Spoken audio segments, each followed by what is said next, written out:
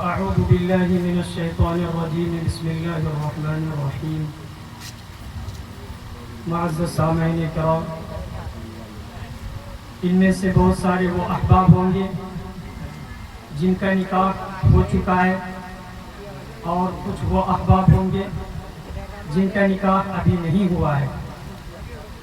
لیکن آپ غور و فکر کیے ہوں گے ایک بات پہ کہ جب قاضی صاحب نکاح پڑھانے کے لیے خطبہ پڑھتے ہیں تو اس خطبہ کے اندر ایک لفظ 4 مرتبہ آتا ہے، اور وہ لفظ ہے لفظ اتقوا اللہ.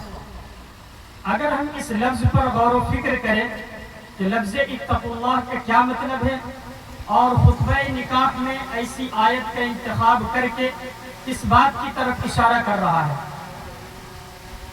تو لفظ اتقوا اللہ کا مطلب ہے اللہ سے ڈرو. اللہ سے ڈرنے کا پیغام خطبہ نکاح میں ایک قاضی ایک نوشے بابو کو دیتا ہے. اگر ہم غور و فکر کریں، تفکر و تدبر کریں، غور و خوض کریں کہ یہ تو مجلس جو ہے خوشی کی مجلس ہے، خطبہ نکاح کے اندر ایسی آیت کا انتخاب ہونا چاہیے جس میں خوشیاں جھلکتا ہو، کھانے پینے کی باتیں ہو. لیکن کیا بات ہے کہ خطبہ نکاح کے اندر یہ پیغام دیا جا رہا ہے کہ اللہ سے ڈرو، اللہ سے ڈرو. جی ہاں، بہت لطیف اور بہت باریک علماء کرام نے اس کی تفسیر فرمائی ہے کہ ایک نکاح پڑھانے والا جب نکاح پڑھاتا ہے اور خطبہ کے اندر لفظ اتقوا اللہ کے ذریعے سے یہ پیغام دیتا ہے کہ اللہ سے ڈرو. کس بات سے اللہ سے ڈرو؟ کیونکہ آج تک آپ کے کاندھے پر آپ کے ماں باپ کی ذمہ داری تھی، لیکن جیسے آپ قبول ہے کہیے گا ان کے ساتھ ہی ساتھ آپ کی ذمہ داری اور بڑھ جائے گی. تو ایک طرف ماں باپ کی محبت رہے گی، دوسری طرف آپ کی بیوی کی محبت رہے گی. لہذا ماں باپ کی حق تلفی کرنے کے متعلق اللہ سے ڈرو، بیوی پر ظلم و ستم کرنے کے متعلق اللہ سے ڈرو. یعنی ہر بات کو انصاف کے ساتھ کرتے ہوئے لے کر چلنا ہے. کسی پر ظلم و ستم کے پہاڑ توڑنے سے اللہ سے ڈرو.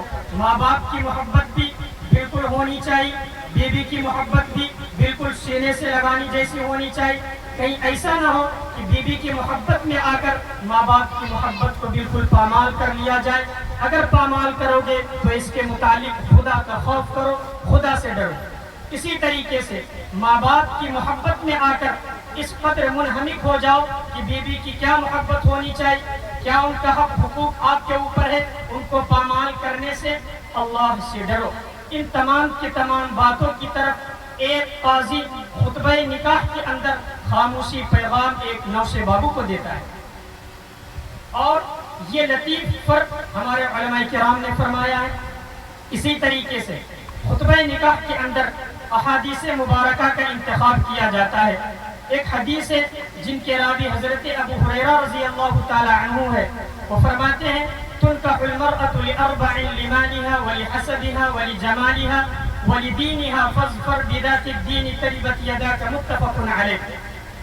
کہ انسان جب نکاح کرتا ہے، اپنا پیغام کسی کے یہاں بھیجتا ہے یا پھر اپنے لڑکے کا انتخاب کسی کے یہاں کرواتا ہے، تو ان 4 باتوں میں سے کسی ایک بات کی طرف ان کی نگاہ ہوتی ہے.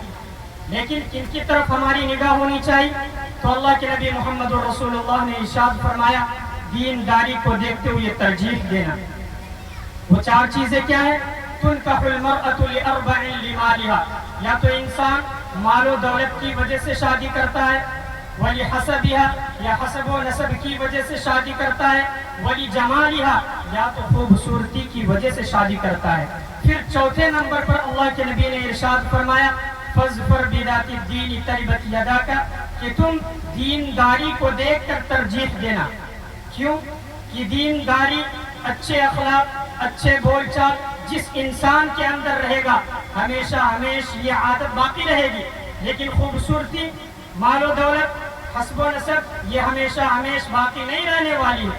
خوبصورتی چند دنوں کے ایک جھلک ہے، سال 2 سال کے بعد 10 سال کے بعد یہ تمام کی تمام خوبصورتی ڈھل جاتی ہے. اسی لیے اللہ کے نبی محمد رسول اللہ نے ارشاد فرمایا کہ دینداری کو دیکھ کر ترجیح دینا. جب میاں بیوی دیندار ہوگا تو خدا پاک کی قسم دونوں ایک دوسرے کا خیال رکھے گا، دونوں ایک دوسرے کا حقوق کو ادا کرے گا، تو وہ گھر جنت کا ایک نمونہ بن جائے گا۔ اسی لیے اللہ کے نبی محمد رسول اللہ نے یہ تمام کے تمام پیغامات دیے ہیں۔ بہرحال اب خطبہ نکاح پڑھا جائے گا، اس کے بعد انشاءاللہ نکاح ہوگا۔